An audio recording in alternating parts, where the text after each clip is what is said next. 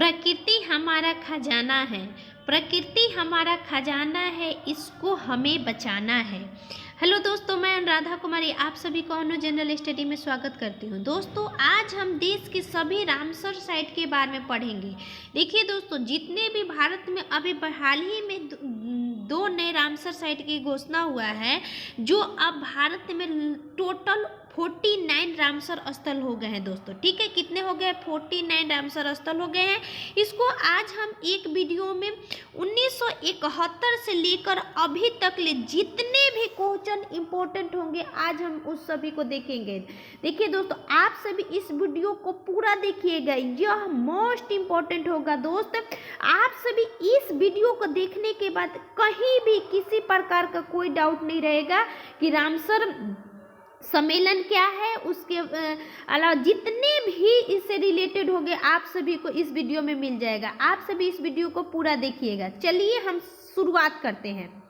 सबसे पहला है दोस्तों कि रामसर साइट यानी रामसर स्थल क्या होते हैं। तो देखिए क्या होता है कि रामसर स्थल में जो नमी युक्त भूमि होते हैं, चाहे जलदली भूमि होते हैं, ठीक है, वाले क्षेत्र में को आर्द्र भूमि या वेटलैंड कहा जाता है। ठीक है, यानी आर्द्र भूमि का ही इंग्लिश होता है वेटलैंड।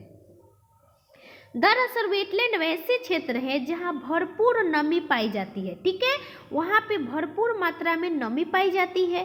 ठीक है, यह या तो समुद्र के किनारे होगा, या झील के किनारे होगा, या कहीं भी नदी डेल्टा के किनारे होगा। ठीक है, आर्द्र भूमि क्षेत्र। आर्द्र भूमि जल को प्रदूषण से मुक्त बनाती है, यानी आर्द्र भूमि जो होती है दोस्तों, वह हमारे जल को प्रदूषण से मुक्त बनाती है।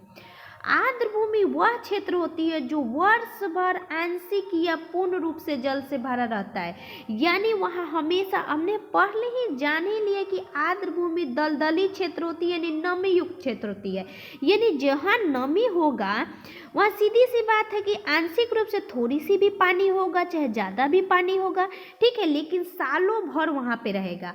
और इसमें क्या किया जाता है कि आर्द्र भूमि क्षेत्र जो हमारे दलदली क्षेत्र होते हैं, वहाँ पे दोस्तों विशेष प्रकार के वनस्पति, चाहे विशेष प्रकार के पक्षी, जीव जंतु पाए जाते हैं, अनेकों प्रकार के। ठीक है, तो इसको क्या किया जाता है कि इसको एक विशेष जो हमारे यूनेस्को के ही द्वारा 1971 में एक संधि होता है। ठीक है, इसमें रामसर संधि के नाम से जानते हैं। उसी के तहत इस क्षेत्रों को एक विशेष साइट घोषित कर दिया जाता है और इस विशेष दर्जा दे दिया जाता है, जिसको केंद्र सरकार और राज्य सरकार उसके क्या करती है, नियंत्रण करती है।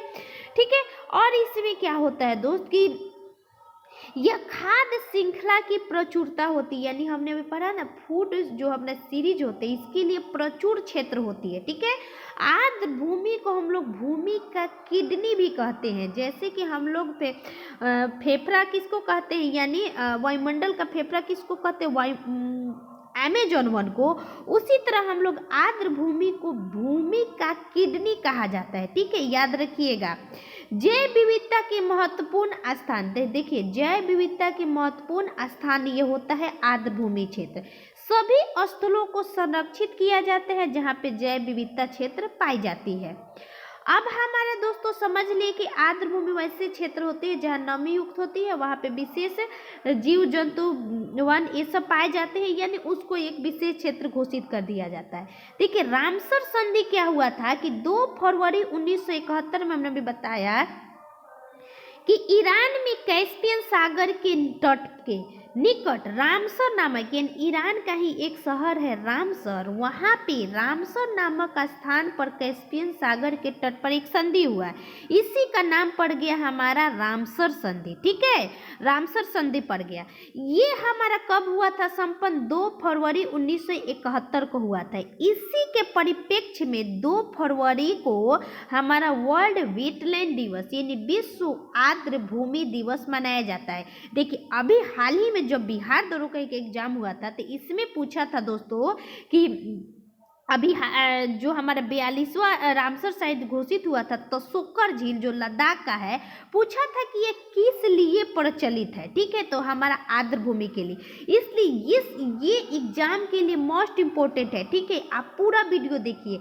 अब देखिए 1-2 फरवरी को संधि हुआ, लेकिन संधि कार्य कब से शुरू करना है? 1975 से यह कार्य करना दोस्तों शुरू हो गया, ठीक है, प्रभावी हुए यानी पूर्णतः।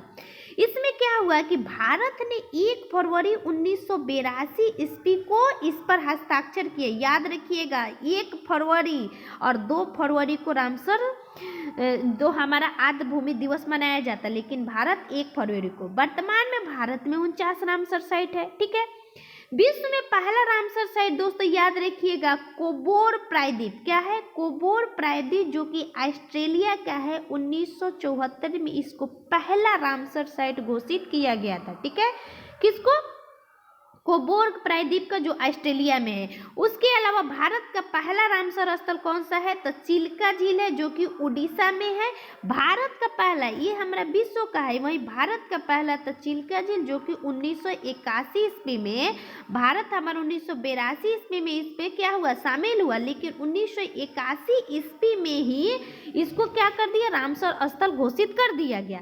और 1981 ईस्वी में दूसरा है हमारा केवलादेव। देखिए, पहला चिल्का है और दूसरा केवलादेव है, जो कि केवलादेव हमने पढ़ा था ना, पक्षियों का स्वर्ग कहा जाता है। और क्यों? क्योंकि यहाँ पे साइबेरियन पक्षी आकर क्या करती है? प्रजनन के लिए विख्यात है। उसके अलावा दोस्तों रामसर स्थल में अभी वर्तमान में 2437 प्लस में रामसर स्थल विश्व में है, ठीक है, 2437, जिसमें भारत में केवल 49 है, ठीक है। उसके अलावा सबसे अधिक भारत में अगर पूछे कि किस राज्य में, तो याद रखिएगा उत्तर प्रदेश में 10 है। कितना है? उत्तर प्रदेश में सबसे अधिक 10 है। 2021 में जब आर्द्र भूमि दिवस मनाया जाता है, तो इसकी थीम रखा जाता है, ठीक है, वर्ष भर, उसको ध्यान में रखकर। 2021 में था दोस्तों वेटलैंड एंड वाटर्स, यानी आर्द्र भूमि और जल। लेकिन अभी 2022 में जब मनाया गया, तो इसका रखा गया कि wetland action for people and nature, यानी जो हमारा लोग और प्रकृति के बीच, इसमें क्या करा? आर्द्र भूमि के लिए कार्य करना, ठीक है, यानी क्रियान्वित करना, पीपुल्स एंड नेचर। देखिए, रामसर स्थल में शामिल विश्व का सबसे बड़ा स्थल याद रखिएगा ब्राजील का रियो निग्रो है, ठीक है। कौन है? ब्राजील का रियो निग्रो विश्व का सबसे बड़ा रामसर स्थल है, ठीक है। यूनाइटेड किंगडम का विश्व में सबसे ज्यादा रामसर स्थल है, जो कि 175 है, ठीक है। यूनाइटेड किंगडम याद रखिएगा, ब्रिटेन में सबसे ज्यादा है, दूसरे नंबर पे इटली है। रामसर स्थल का वर्गीकरण दोस्तों समुद्री तटीय। देखिए, रामसर स्थल हमने तो हम जान ली कि क्या है, इसके हिस्ट्री के बारे में अभी कुछ और बातें हैं, लेकिन रामसर स्थल को हमारा वर्गीकृत कैसे किया जाता है? 3 क्षेत्र में वर्गीकृत किया जाता है। पहला तो हमारा होता है तटीय, समुद्री तटीय, यानी समुद्र के तट के किनारे जो स्थल होते हैं उसको आर्द्र भूमि स्थल घोषित किया जाता है, जैसे कि चिल्का झील, कोलेरू झील, ठीक है, ये हमारा तटीय है। उसके बाद दोस्तों हमारा अंतर्देशीय, यानी जो हमारा राज्य में स्थित है और उसको छोटे छोटे झील है, चाहे वहाँ पे नमी युक्त जो है उसको घोषित कर दिया गया। तो उसी तरह जैसे कि सांभर झील है, चाहे हमारा पढ़िएगा आप कि जितने भी हमारे यूपी का जैसे 10 है, ये हमारा क्या है? अंतर्देशीय है। उसके बाद दोस्तों हैदरपुर और हरिके बैराज, अभी हैदरपुर हमारा जो हैदरपुर था दोस्तों 47वां रामसर साइट घोषित हुआ था, नवीनतम, ठीक है। तो इसमें मानव निर्मित में हरिके बैराज जो हम लोग पंजाब में पढ़ेंगे, ये हमारा मानव निर्मित है, ठीक है। ये हम लोग देख लिए एक एक करके, सांभर जी, हरिके बैराज। देखिए, रामसर स्थल जो हमारे भारत में होता है दोस्तों, केंद्रीय पर्यावरण वन एवं जलवायु मंत्रालय का नोडल मंत्रालय इसका क्या करती है? कार्य घोषित करती है, ठीक है। भूमि का लगभग 4.7% भाग पर आर्द्र भूमि है भारत में। कितना? 4.7%, ठीक है। जो देखिए इसमें महत्वपूर्ण क्या है, जैसे कि ये आप समझ ली, आर्द्र भूमि जब पढ़ रहे हैं दोस्तों तो उसको समझना भी जरूरी है कि होता क्या है। देखिए आर्द्र भूमि से संबंधित ये हमारा मॉन्ट्रेक्स रिकॉर्ड, ये हमारे यूपीएससी के एग्जाम में पूछा गया है प्रीवियस ईयर में कि मॉन्ट्रेक्स रिकॉर्ड क्या है। तो याद रखिएगा, रामसर संधि के तहत आर्द्र भूमि स्थलों की एक पंजी तैयार की जाती है, पंजी तैयार की जाती है जिसे मॉन्ट्रेक्स रिकॉर्ड कहते हैं। ठीक है, इस पंजी में तकनीकी विकास, यानी कहने का मतलब कि कोई हमारा अगर आर्द्र भूमि क्षेत्र घोषित है उसमें अगर तकनीकी विकास हो रहा है, यानी किसी प्रकार का हमारा खोज अनुसंधान चल रहा है, तो प्रदूषण अथवा मानवीय हस्तक्षेप के कारण उस पर अगर नकारात्मक प्रभाव आने की संभावना है, चाहे आ चुका है, तो उस क्षेत्र को हमारा मॉन्ट्रेक्स रिकॉर्ड घोषित किया जाता है। ठीक है, जिसका मुख्यालय दोस्तों याद रखिएगा स्विट्जरलैंड में है। ठीक है, स्विट्जरलैंड में मॉन्ट्रेक्स रिकॉर्ड क्या होता है कि किसी भी मानव तकनीकी विकास से उस पर नकारात्मक प्रभाव आती है तो उस क्षेत्र को मॉन्ट्रेक्स रिकॉर्ड में घोषित किया जाता है। तो नए आर्द्र भूमि का नाम डालना हो अथवा निकालना हो, उसके लिए कॉन्फ्रेंस ऑफ कॉन्ट्रैक्टिंग 1990 ईस्वी में अनुमोदित प्रदान करता है। ठीक है, इसकी स्थापना 1990 में हुआ था, याद रखिएगा मॉन्ट्रेक्स रिकॉर्ड। उसके अलावा दोस्त कुछ बातें और देख लीजिए। हमारा पहला है कि भारत का मॉन्ट्रेक्स रिकॉर्ड में वर्तमान 2 स्थल है, महत्वपूर्ण है। भारत के मॉन्ट्रेक्स रिकॉर्ड में वर्तमान में 2 स्थल है। कौन कौन सा? पहले 3 था लेकिन अभी 2 ही है। एक तो केवलादेव राष्ट्रीय उद्यान, इस पर भी नकारात्मक प्रभाव पड़ा है। ठीक है, जो राजस्थान में है। उसके अलावा लोकतक झील, जो हमारा दुनिया विश्व का सबसे पहले यानी विश्व का एकमात्र ऐसा यहाँ पे हमारा कैबुल लमजाओ उद्यान है जो तैरता हुआ उद्यान है। कहाँ है? लोकतक झील में ही है। इस झील को भी मॉन्ट्रेक्स रिकॉर्ड में डाला गया है। ठीक है, उसके अलावा हमारा चिल्का झील को भी डाला गया था, लेकिन हाल ही में 2002 में, बीते दिनों 2002 में इसको इससे निकाल दिया गया। ठीक है, चिल्का झील को उड़ीसा में इसका चिल्का झील है। ठीक है, 1990 में इसको हमारा रामसर के मॉन्ट्रेक्स रिकॉर्ड में घोषित कर दिया गया था। ठीक है, लेकिन 2002 में निकाल दिया गया। अब कुछ अन्य बातें भी देख लेते हैं जो महत्वपूर्ण है हमारा। सबसे पहला बात कि सबसे छोटा आर्द्र भूमि, देखिए ये पूछा गया है बीपीएससी के एग्जाम में कि सबसे छोटा आर्द्र भूमि कौन सा है, तो याद रखिएगा रेणुका, जो कि कहाँ स्थित है? हिमाचल प्रदेश में है। ठीक है, हिमाचल प्रदेश में। देखिए हम लोग वनडे का जब तैयारी करते हैं ना, तो हम लोग कुछ बातें याद रखना पड़ता है कि इसकी स्थापना कब हुआ था, किस लिए फेमस है, भारत में क्या क्या है। तो ये वन लाइनर है, इसको आप एक बार जरूर देख लीजिएगा। भारत का सबसे बड़ा आर्द्र भूमि तो सुंदरवन आर्द्र भूमि, जिसको 2019 में आर्द्र भूमि क्षेत्र घोषित किया गया था। वहीं सबसे बड़ा पुक्षेत्र, छोटा पुक्षेत्र रेणुका, 12 सुंदरवन। सर्वाधिक हमने देख लिया। सेकंड नंबर में सर्वाधिक हमारा पंजाब है जिसमें 6 है। नवीनतम आर्द्र भूमि क्षेत्र 2 हमारा अभी घोषित हुआ है। कौन कौन सा? एक तो वखीरा वन्यजीव अभयारण्य, याद रखिएगा वखीरा वन्यजीव अभयारण्य कहाँ है? उत्तर प्रदेश में। मध्य एशिया से आने वाले पक्षियों के लिए अनुकूलित स्थान प्रदान करता है, इसलिए इसको वखीरा वन्यजीव अभयारण्य को हमारा रामसर स्थल 48वां घोषित किया गया है। ठीक है, याद रखिएगा। फिर अगला है दोस्तों खिजरिया वन्यजीव अभयारण्य। एक क्या था हमारा? खिजरिया वन्यजीव अभयारण्य कहाँ स्थित है? गुजरात में। खिजरिया गुजरात, यहाँ जो है इसमें भी जो है, खिजरिया गुजरात। यहाँ पे हमारा बखीरा है। ठीक है, कहाँ है? बखीरा हमारा है। और ये हमारा खिजरिया, जरिया बोलिएगा तो याद रखिएगा गुजरात। ठीक है, ये किसके लिए है? हमें लुप्त प्राय जो या कमजोर वर्ग के प्रजाति है, इसको सुरक्षित आवास प्रदान किया जाता है। किसको? खिजरिया वन्यजीव अभयारण्य में, इसलिए इसको रामसर साइट घोषित कर दिया गया है। ठीक है, अब दोस्तों हम लोग को 2021 में 4 रामसर साइट आए थे। ये हमारे 2022 में हमने देख लिया 3 आया था, लेकिन हमने 2 जो अभी वर्तमान में आया था। उसके बाद दोस्तों हमारा देखिए 2021 में हमारा हमारा 4 आया था। एक तो सुल्तानपुर, याद रखिएगा कैसे कि सुल्तानपुर हरियाणा में, भिंडवास भी हरियाणा में, उसी प्रकार बंधवाना और धौल। देखिए सुल्तान मूवी हम लोग देखे थे, तो सुल्तान मूवी कहाँ के था, हमारा पंजाब हरियाणा के क्षेत्र के लिए बना था, तो सुल्तानपुर हरियाणा में। उसके बना भिंडावास। देखिए आप दिमाग में रखिए कि भिंडवास करके कुछ आप जब बोलिएगा तो याद आएगा कि पंजाब का क्षेत्र में कुछ उधर भिंडावास करके बहुत सारे शब्द होते हैं, तो पंजाब हरियाणा के क्षेत्र में, तो हरियाणा से याद रखिए सुल्तानपुर और भिंडवास। उसी पर बंधवाना और धौल, धौल बंधवाना और धौल कहाँ स्थित है दोस्तों, गुजरात में। ठीक है, चलिए अब हम आगे देख लेते। अब हम एक एक करके राज्य वाइज देख लेंगे, यानी किस राज्य में कितने हैं और कौन कौन है, जो हमारा दिमाग में बैठ जाए। देखिए पहला हमारा नल सरोवर पक्षी अभयारण्य, नल सरोवर पक्षी अभयारण्य 2012 में, हमें यहाँ डेट भी दिख रही है, जो महत्वपूर्ण होगा उसके बारे में हम बताएंगे। नल सरोवर कहाँ है, गुजरात में। धौल 21 में, बंधावन 21 में घोषित हुआ।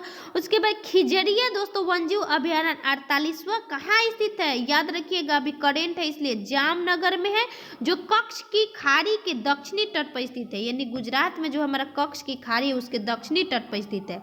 उसके अलावा दोस्तों हमारे हिमाचल प्रदेश, तो हिमाचल प्रदेश में चंदेर तल, उसके बाद पोंग, तो पोंग हमको याद होगा क्यों, क्योंकि ब्यास नदी कहाँ स्थित है, हिमाचल प्रदेश में, तो पोंग याद हो जाएगा।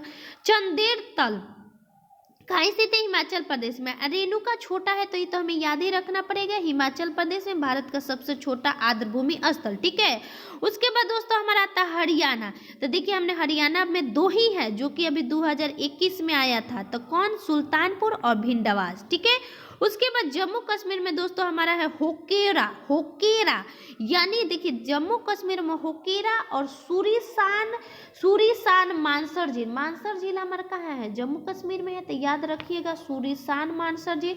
अब बुल्लर झील भी हमारा जम्मू कश्मीर में है, यानी 4th क्रम का ही हमारा रामसर साइट था 1990 में जब आया था। ठीक है, पहला तो हमारा था चिल्का, दूसरा का केवलादेव, ठीक है, चौथा हमारा बुल्लर झील है। तो याद रखिएगा होकेरा और सूरीसार, ठीक है, यानी सूरीसार। उसके बाद लद्दाख में, तो लद्दाख में जी है, दो है, एक तसो तसोकर है, ठीक है, यानी तसो मोरेरी, तसो मोरेरी, ठीक है, और उसके बाद तसोकर लेक, जो अभी हाल ही में 42वां जो कि क्वेश्चन पूछा जा चुका है। ठीक है, याद रखिएगा तसो से। अब केरल में दोस्तों अष्टमुदी, तो अष्टमुदी झील तो केरल में है, तो याद हो जाएगा। उसके अलावा वेम्बनाड झील भी केरल में है। अब देखिए ये है हमारा सस्तमोकोट्टा झील, देखिए हम लोग मोहिनी अट्टम पढ़ते हैं, मोहिनी अट्टम कहाँ का नृत्य है, केरल का, तो टम टम, मोहिनी और टम टम टम करके उधर आता है, तो याद रखिएगा कोट्टा, यानी सस्तमम कोट्टा कहाँ स्थित है, तो हमारा केरल में है। उसके बाद तमिलनाडु, तो पॉइंट तमिलनाडु में एक ही है, कौन है, पॉइंट कालीमरे, क्योंकि पॉइंट कालीमरे भी हमारा तमिलनाडु की एक क्या है, जगह है, जो हमारा उस वहाँ पे वन्यजीव अभयारण्य है, इसको रामसर साइट घोषित हुआ है। उसके अलावा दोस्तों रामसर झील, तो रामसर झील है हमारा 1990 में, ठीक है, याद रखिएगा।